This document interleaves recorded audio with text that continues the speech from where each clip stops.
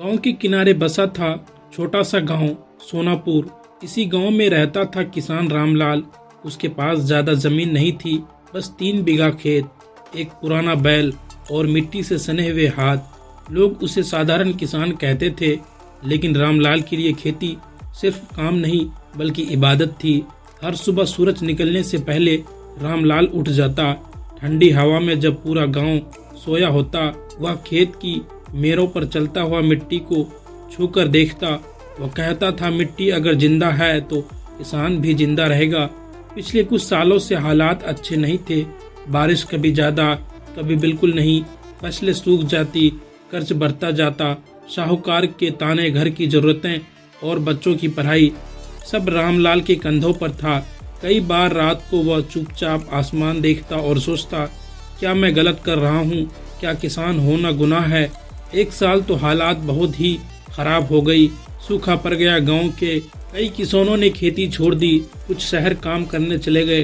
रामलाल के दोस्त भी उसे समझाने लगे, अब जमाना बदल गया है। रामलाल खेती में कुछ नहीं रखा, शहर चलो मजदूरी कर लेंगे। लेकिन रामलाल ने हार नहीं मानी। उसने तय किया कि वह इस बार नई सोच के साथ खेती करेगा। उसने कृषि विभाग में जाकर जानकारी ली, यूट्यूब पर वीडियो देखे और पहली बार कम पानी वाली फसल और जैविक खाद अपनाने का फैसला लिया। लोग हंसे, ये पढ़ा लिखा बनने चला है, खेती ऐसे नहीं होता। बीवी भी डरती थी, अगर फसल खराब हो गई तो। रामलाल ने बस इतना कहा, अगर कोशिश नहीं की तो वैसे भी कुछ नहीं बचेगा।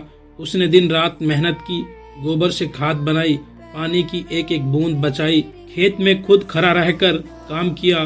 धूप, थकान और चिंता सब कुछ था, लेकिन आंखों में उम्मीद भी थी। महीनों बाद जब फसल लहलने लगी तो वही लोग जो हंसते थे अब रुक रुक कर खेत देखने आने लगे। हरी भरी फसल देखकर गांव में चर्चा होने लगी। कटाई के समय रामलाल की आंखों में आंसू थे। इस बार खुशी के फसल अच्छी हुई, दाम भी ठीक मिला, कर्ज का बड़ा हिस्सा उतर गया, बच्चों की फीस समय पर भर दी गई। सबसे बड़ी बात, रामलाल का आत्मविश्वास लौट आया। अगले साल गांव के कई किसानों ने रामलाल से सलाह ली। वह अब सिर्फ किसान नहीं रहा बल्कि उम्मीद की मिसाल बन गया। वह सबको कहता, किसान कमजोर नहीं होता, हालात उसे कमजोर बनाते हैं।